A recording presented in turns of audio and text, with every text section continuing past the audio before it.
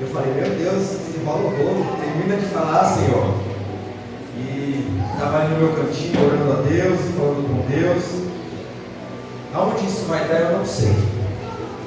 Mas eu quero compartilhar o que o Senhor tem ardido em meu coração com você esta noite. Amém? Livro de Oséias, capítulo 6, versículo 3. Parteado versículo.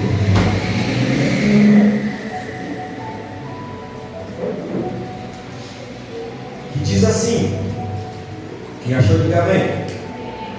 Quem não achou, diga marque.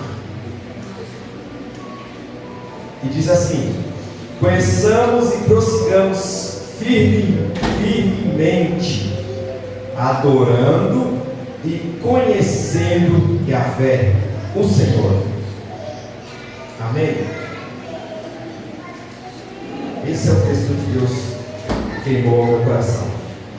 E Deus fez abrir algo ao meu coração, e eu queria que você repetisse comigo essa noite. 3 frasezinhas que estão me perturbando desde cedo. O que vão pensar? Repita comigo. O que vão pensar? O que vão achar? E o que vão dizer? O que vão pensar? O que vão achar? E o que vão dizer? Pois bem, vamos descobrir junto o que vão pensar, o que vão achar e o que vão dizer. O livro de Oséias, quero te contextualizar um pouquinho. O livro de Oséias é magnífico. Por quê? Porque ele revela o amor incondicional de Deus para com o povo de Israel.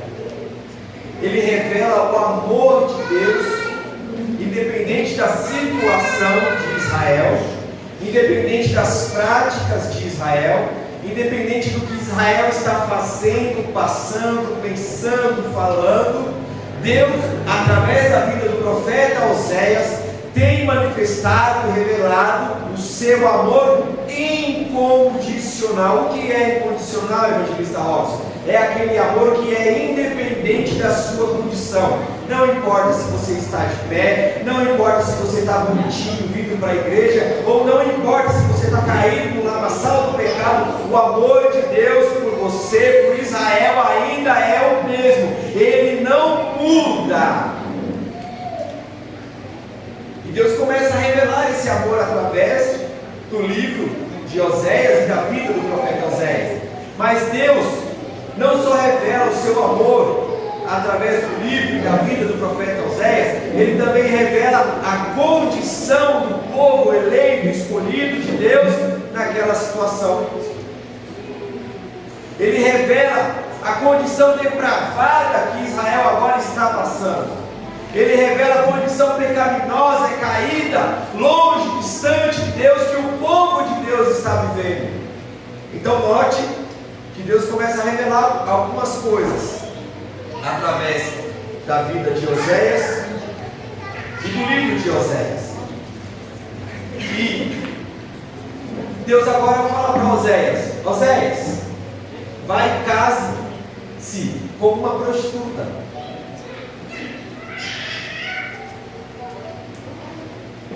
E Oséias casa com Gomer. Gomer trai Oséias, se deita com outros homens, abandona Oséias, é vendida como escrava no mercado livre, não mercado livre da internet, mercado livre de livre comércio.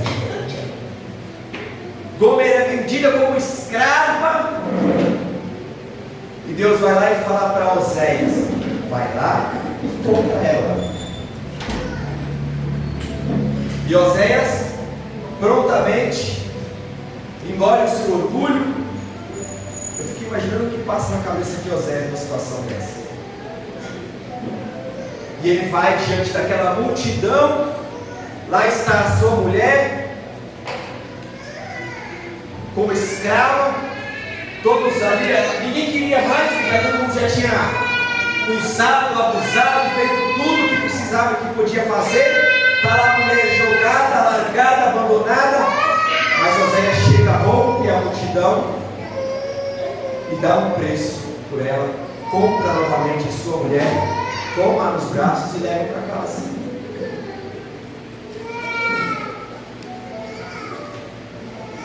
E Deus está ensinando para o povo e mostrando para o povo através da vida de Oséias: esses são vocês. Vocês estão se prostituindo. Vocês estão se deitando com outros homens, não homens carnais, mas homens espirituais, a saber, outros deuses. O povo de Israel naquela ocasião estava financeiramente até que bem.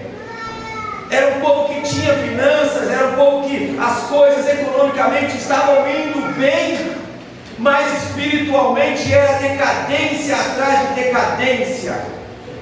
Era afastamento atrás de afastamentos, e quanto mais eles faziam e praticavam, mais longe eles iam de Deus, ao ponto de Deus usar a vida do profeta Oséias e fazer essa situação e falar para o povo: vocês estão desse jeito, vocês se prostituem, vocês agora estão como escravos, vocês viram as costas para mim, vocês me trocaram por outros deuses.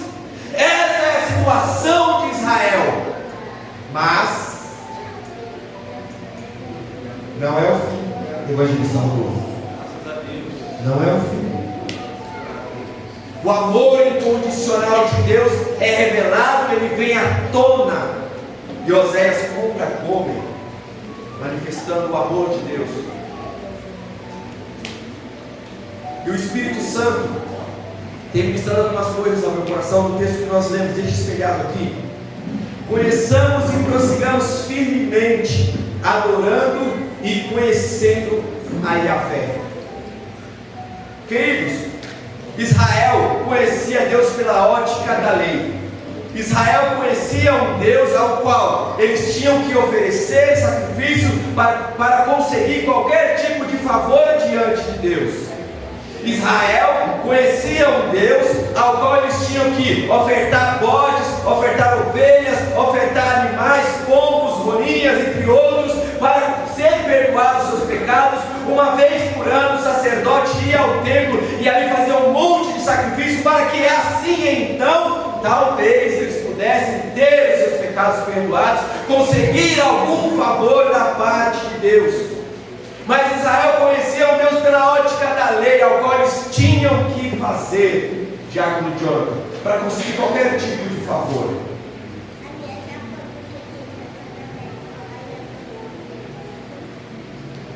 E não obstante, essa nova geração de israelitas, além de conhecer um Deus que você tinha que fazer para alcançar qualquer tipo de favor diante dele, essa geração estava vivendo uma apostasia, essa geração estava vivendo uma frieza espiritual, essa geração agora está vivendo um afastamento do seu Criador.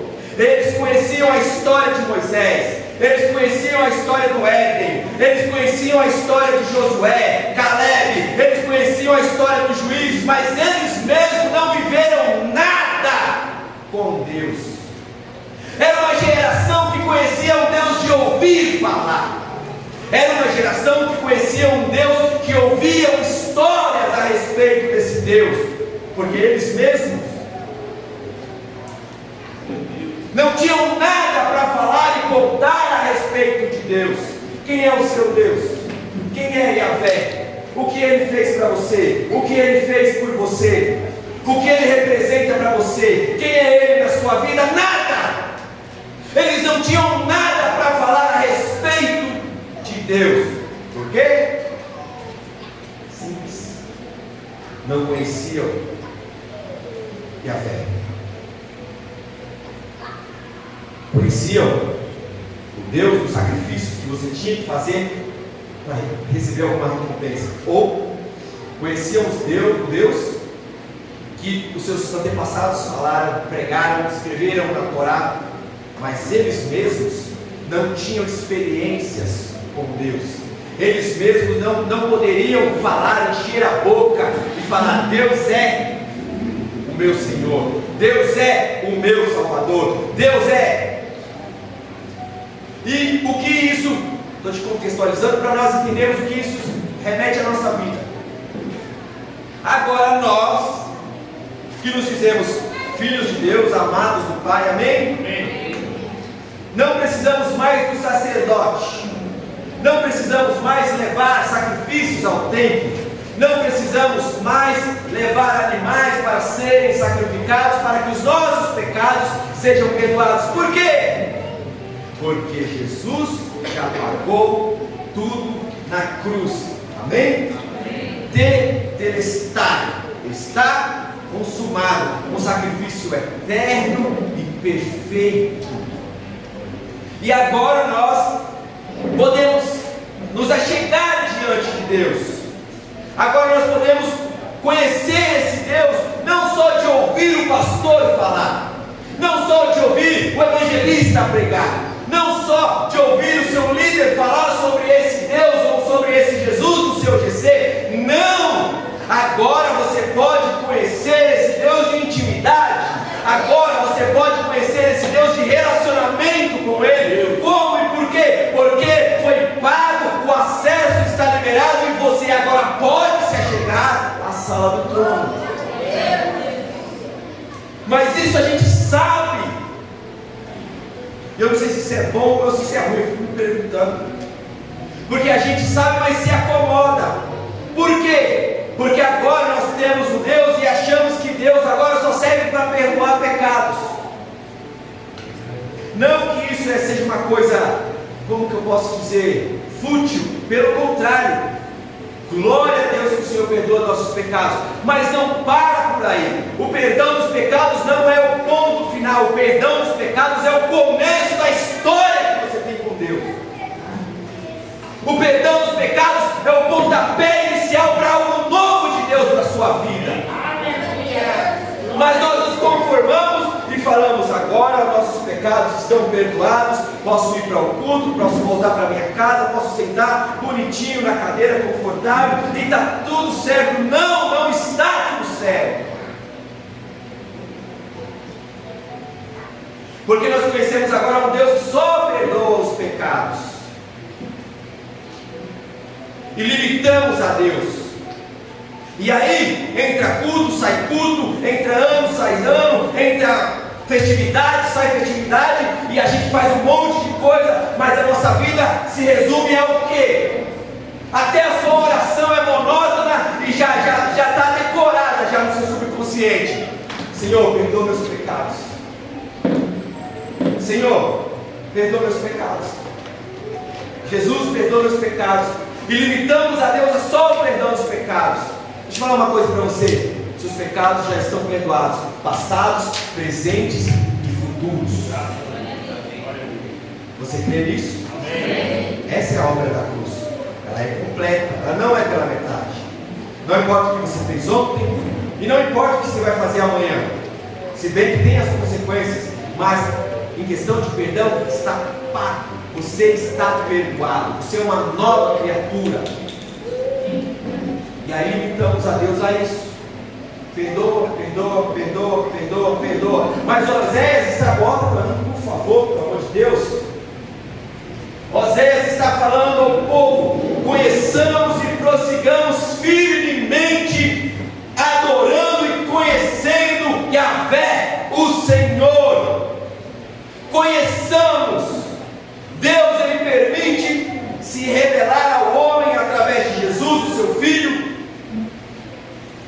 E esse é o primeiro encontro com Deus, ao qual nós temos, aonde nós reconhecemos a nossa miséria, aonde nós reconhecemos que não somos nada sem Ele, aonde reconhecemos que sem Ele não podemos fazer nada, aonde reconhecemos que Ele é tudo e nós somos nada, apenas pó. E Deus se permite, porque a salvação é teocêntrica, ela é Deus no centro, ela é cristocêntrica, é Deus que faz a salvação, ela é o monergismo, é tudo Deus, não é o homem que trabalha na salvação. Você não vem para a igreja para buscar a sua salvação. Se você vem para a igreja para buscar a sua salvação, pode voltar para casa, porque você já perdeu. Agora, se você busca a Deus, porque Jesus já pagou a sua salvação, se alegrem do Senhor por Deus. Então Deus está dizendo: conheçamos, e Deus se permite conhecer através do seu Filho Jesus. Amém. E agora nós temos esse primeiro contato com Deus. Somos perdoados dos nossos pecados. Somos feitos filhos amados do Pai.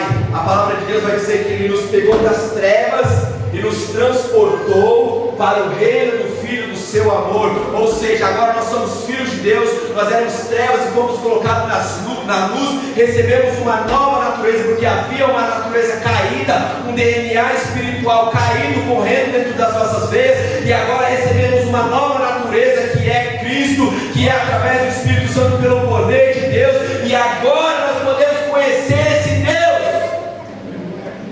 Mas não limite a Deus apenas perdoar pecados, porque Oséias vai dizer: você já conhece. Quem aqui conheceu? Ninguém, uma pessoa. Quem aqui conheceu esse Deus? Você já conhece, crente, mas existe um imperativo para nossas vidas esta noite: prossigamos. Prossigamos em conhecer a Deus. E esse prossigamos vai muito além do que 40 minutos de palavra. E esse prossigamos vai muito além do que 3 louvores nesse altar. E esse prossigamos vai muito além do que 40 minutos, 1 hora no GC dentro da casa de alguém. Vai muito além. Conheçamos e prossigamos firmemente, adorando e conhecendo o Senhor.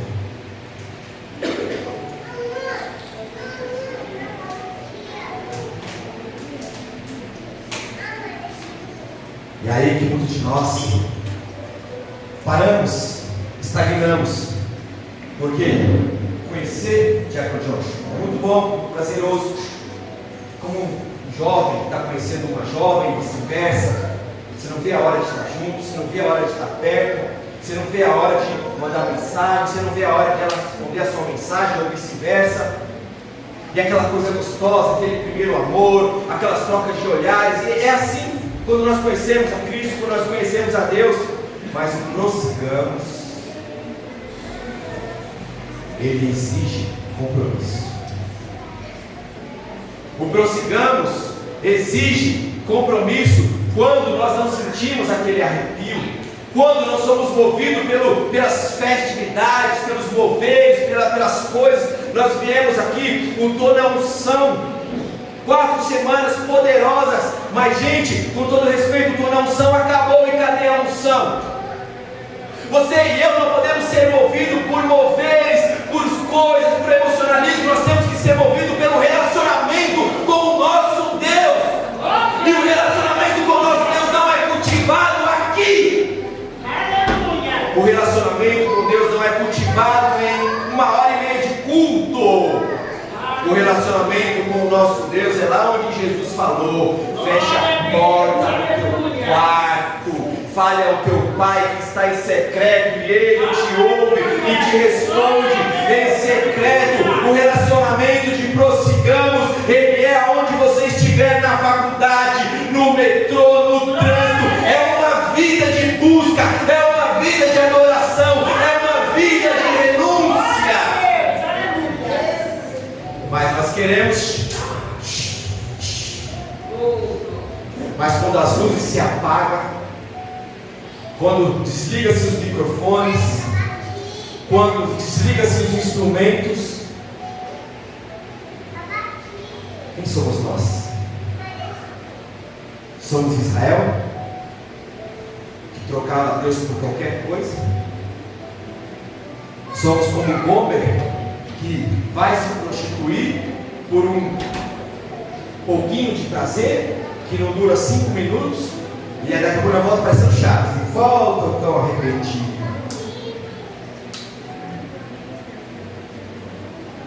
Quem somos nós, igreja? Conheçamos e prossigamos. Conhecer, Deus se revela. Prosseguir, exige-se compromisso. Compromisso de estar firme quando você não está vendo as coisas acontecerem.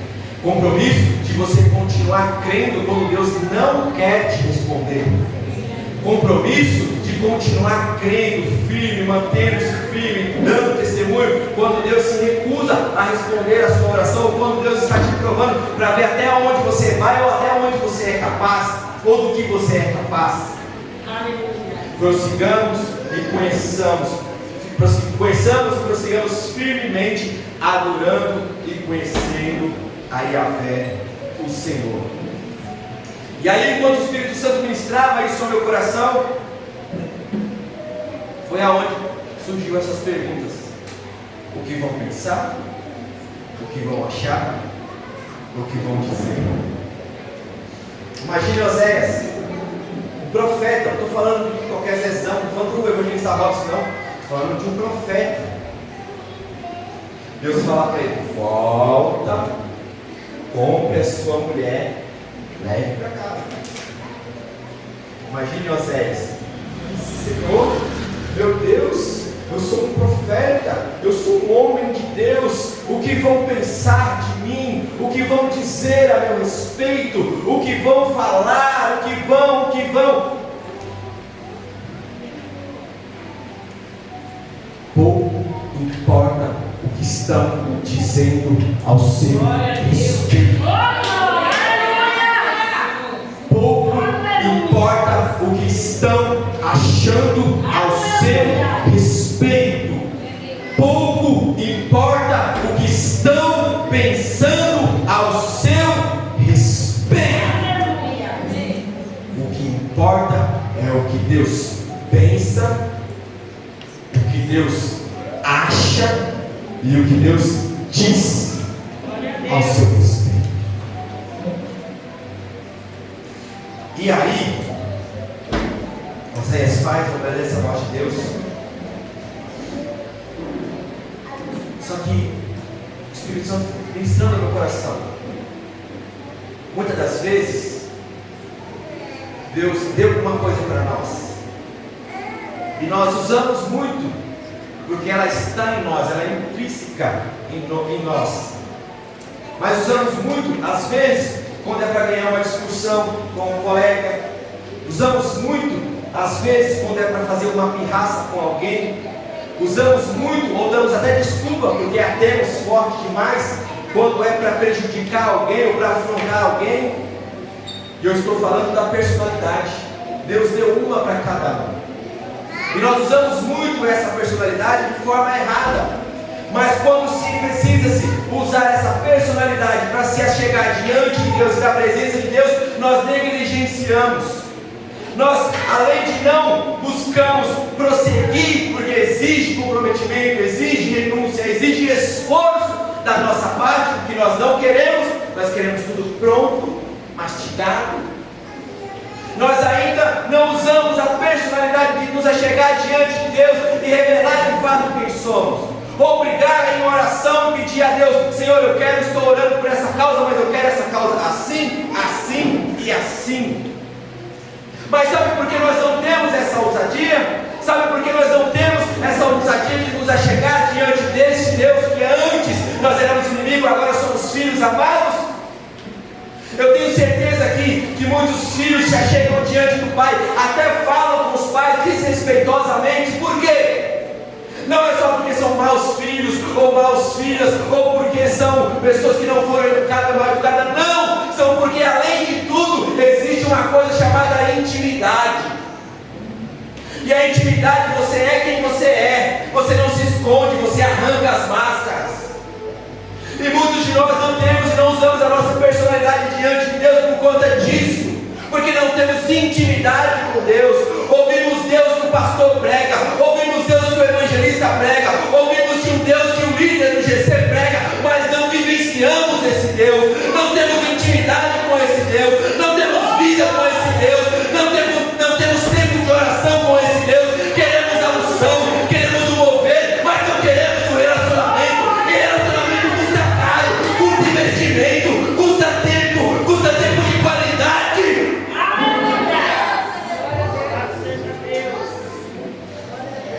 Quem é casado sabe.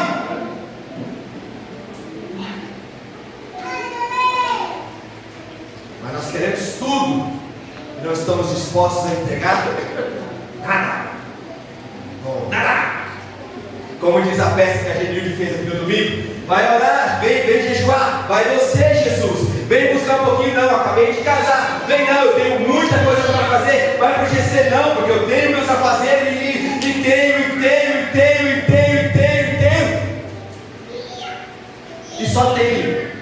Mas o que eu oferto, o que eu entrego? Deus quer nos acender a tal modo que nós não dependamos de moveres. Deus quer nos acender e nos inflamar a tal ponto de que nós não dependamos de culto, de toda unção, de não sei o que, de 7 sexta-feira, de 7 monte, de não sei o que, de 30, 60, 40, 90, 120. Não! Deus quer nos encher e nos inflamar a tal ponto que somente a graça dele seja o suficiente para nós nos regozijarmos em sua presença. É bem verdade, é bom mover, mas não podemos ser movidos pelo mover. Temos que ser movidos pela palavra, pelo relacionamento. E aí, ainda sobre a personalidade, como eu disse, Oséias poderia, né? O que vão pensar, o que vão dizer, o que vão achar a meu respeito? O Espírito Santo ministrando no meu coração me trouxe mais alguns homens que buscaram tal ponto de intimidade, tal ponto de relacionamento com Deus, que além deles Deus se revelar para eles, eles ainda falaram o que eles queriam e Deus fez. Quem não se lembra de Moisés no monte? Moisés foi para o monte, Silvano, minha amadinha, minha senhora, para ficar um tempo com Deus, mas não tinha um tempo específico. Mas a Bíblia diz que ele ficou 40 dias e 40 noites. E aí ele foi de um propósito, de buscar a Deus, porque Deus tinha algo para o povo. Mas Deus foi se revelando para o povo. Deus foi se revelando que, quem sabe, ele falou: vou ficar uma semana. Essa semana durou 2, durou 3, durou 1 mês, durou 40 dias. E aí a Bíblia vai dizer que ele não foi no propósito de jejuar, mas à medida que Deus foi se revelando, ele foi ficando sem comer e sem beber. Não foi igual Jesus que foi para o deserto, e no deserto Jesus jejuou. Não, Moisés foi para o monte, mas ele não foi no intuito de jejuar. Mas à medida que Deus foi se revelando, ele ficou sem comer e sem beber. Enquanto eu meditava nesse sentido, Diácono Jordão, o Espírito Santo trazia algo muito interessante ao meu coração, porque todos nós conhecemos um cara chamado Enoque. A Bíblia vai dizer que esse cara chamado Enoque andou com Deus 300 anos, e em um dado momento da história, Deus o tomou para si. A palavra de Deus vai dizer também de um outro homem chamado Elias, e esse homem, o homem de Deus, Deus veio numa carruagem e pega ele no redemoinho de fogo, leva ele aos céus. Curiosidade, esses homens estão vivos até hoje. Igual eu e você, carne e osso. Pergunta: onde eles estão comendo, o que eles estão comendo para se manter vivo? Jesus nos deu a resposta. Jesus está no deserto jejuando, orando, buscando a presença de Deus. Satanás chega para ele e diz: você não é o filho de Deus? Transforma essas pedras em pães. Jesus olha para Satanás e diz: nem só de pão viverá o homem, mas de toda a palavra que sai da boca de Deus. O que mantém um homem, uma mulher, um crente de pé, não é mover, não é cultos, não é festividade, é a palavra que sai da boca de Deus. Amém. Aleluia. E aí, uma outra coisa, você sai daqui pensando. Você vem para o culto, você recebe uma palavra poderosa, porque nessa igreja tem palavra, amém? Amém. Só que chega ali na esquina, o Satanás pode te roubar. Isso é bíblico. Você lembra da parábola do semeador? Que o semeador saiu a semear? Satanás pode te roubar ali na esquina, mas quando, evangelista Marcos, você come diretamente da fonte, ou seja, diretamente do trono da graça de Deus, não tem demônio que roube a sua palavra, não tem demônio que roube o direcionamento de Deus para a sua vida, não tem Satanás que se levante contra a sua vida quando nós nos alimentamos direto da fonte e a palavra sai direto da boca de Deus para o nosso coração. Mas sabe por que nós não nos alimentamos desse jeito? Porque nós não queremos ir na fonte, porque ir na fonte demanda trabalho, porque ir na fonte demanda tempo, porque ir na fonte demanda renúncia, porque ir na fonte demanda conserto, porque ir na fonte demanda alinhamento de vida, porque ir na fonte demanda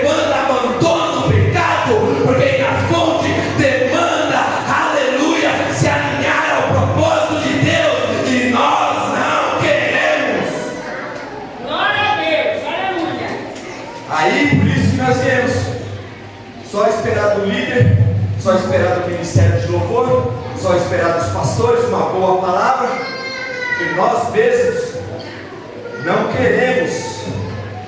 Mas o Espírito Santo de Deus está convidando pessoas aqui esta noite. Vem beber na fonte, vem comer na fonte. Existe uma mesa preparada, aleluia, e essa mesa está posta. Cabe a mim e você agora nos alimentarmos da palavra de Deus e da sua presença, porque o acesso já está aberto, nós já conhecemos o caminho, agora é conosco, irmãos. Quer crescer espiritualmente? Você não depende do pastor, você depende de você. Mateus 25, as 10 virgens, todas eram virgens, não tinha nenhuma ali. Como é que é a palavra? Desvirtuada. Não, todas eram virgens, mas tinham 5 que guardavam o azeite. E guardar é uma obrigação da virgem, não do noivo. Guardar o azeite é uma atribuição da virgem, não do noivo. O noivo não tem por obrigação guardar o azeite, mas sim a virgem. Quem é você? Quem sou eu esta noite? Igreja Batista Ebenezer. Nós somos a virgem prudente que guarda sua lamparina acesa, ou somos as loucas insensatas que viemos aqui, recebemos azeite na quarta e domingo, mas quando é ali fora já perdemos toda a nossa missão? Quem é você e quem sou eu diante da presença de Deus?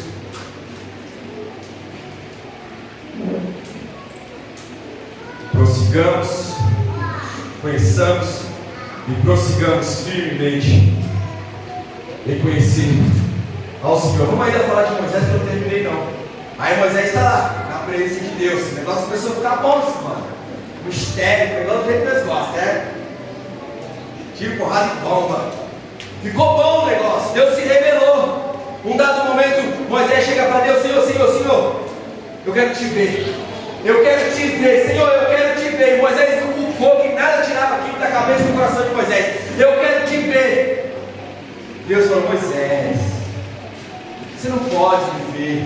Nenhum homem desse estado de carne e osso pode ver a minha glória e manter vivo.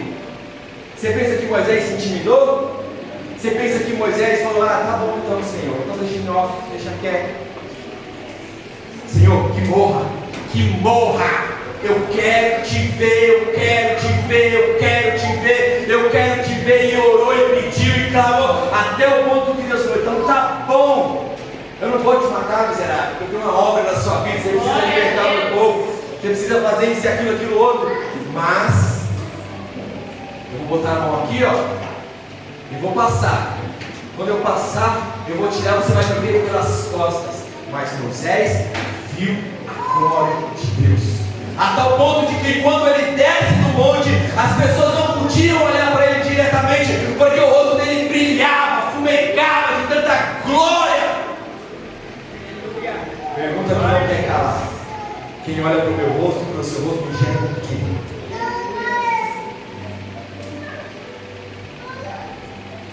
O que estão enxergando quando olham para mim e para você?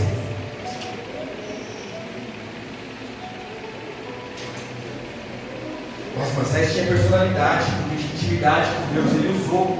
Eu quero ver. E Deus revelou. Enoque andou com Deus 300 anos. Eu não sei o que Deus mostrou para Enoque. Porque para um homem fazer isso, gente, um ser humano, de sã consciência, Deus precisa ter permitido. Eu já tive umas experiências com Deus. Era uns cultos de quarto, não tinha ninguém. Eu bem naquele cantinho ali, onde a Isis está. Os louvores parece que não tinha mais estrofe, não tinha mais cinco. Eu não sei explicar, a experiência com Deus não se conta, se vive.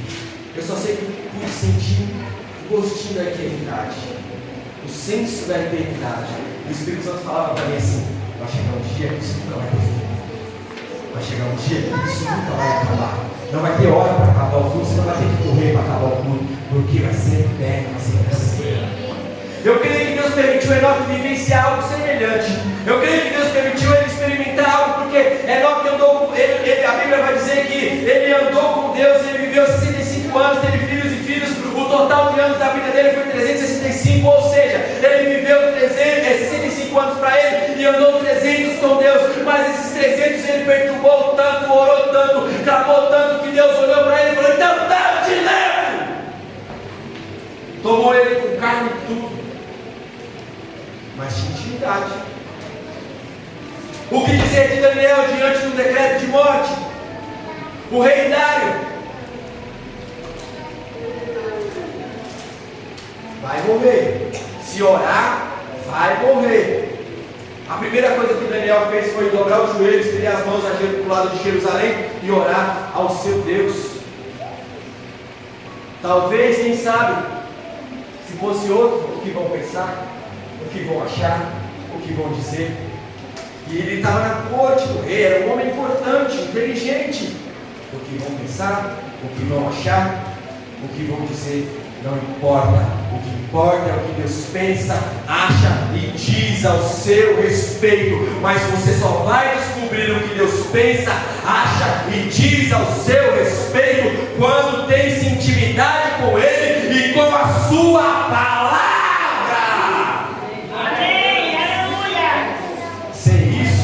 Você vai ficar aí, ó.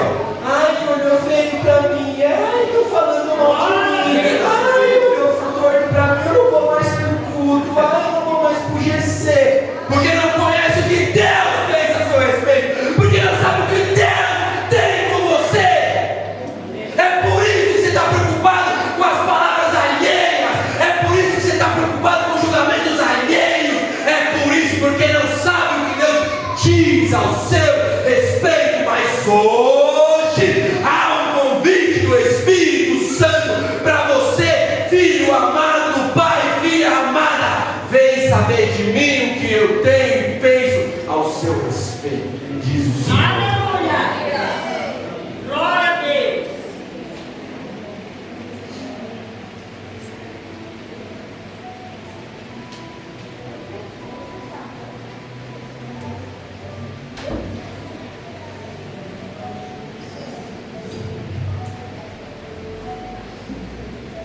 Glória a Deus!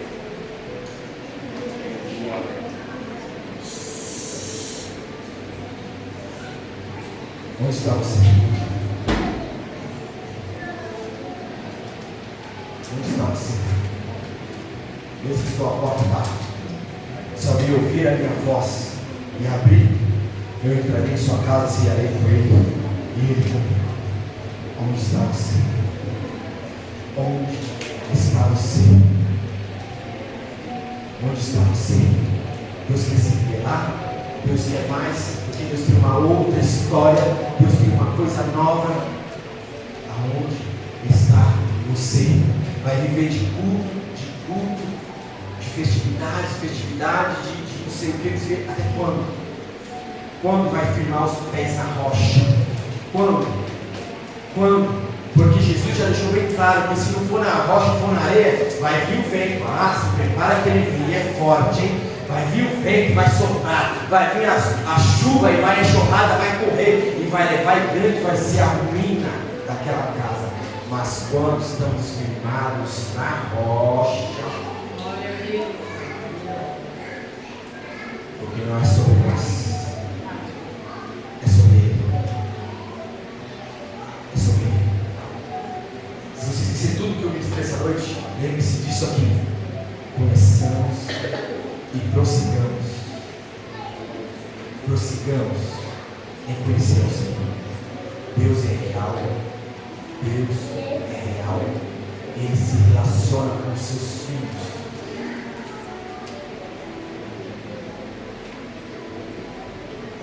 Jesus vai dizer aqui: Pai, procura os verdadeiros adoradores, que o adoram em espírito e em verdade. Quem é que procura? Pastor Fábio? É o diácono Jonathan? É o evangelista Marcos? Gente, é Deus. É Deus. Lá no seu secreto, lá nos seus afazeres diários, nos seus afazeres cotidianos, Deus está te sondando e te procurando. É lá. Aqui é muito fácil. Mas se Ele está te procurando, é porque Ele tem algo mais para a sua vida. Quer te levar a um outro nível de intimidade, um outro nível de relacionamento. Ceda ao Espírito Santo. Pode vir, Espírito Santo. Não vai ser fácil, mas me ajuda. Me segura pela mão. Me transforma. Eu sei que eu sou só eu. É igual eu falo com os mais próximos de mim. Às vezes eu tenho vontade de expulsar eu de mim mesmo. Nem eu me aguento. Ah, meu Deus, Senhor, só o Senhor na minha vida, mas Deus quer derramar algo no outro.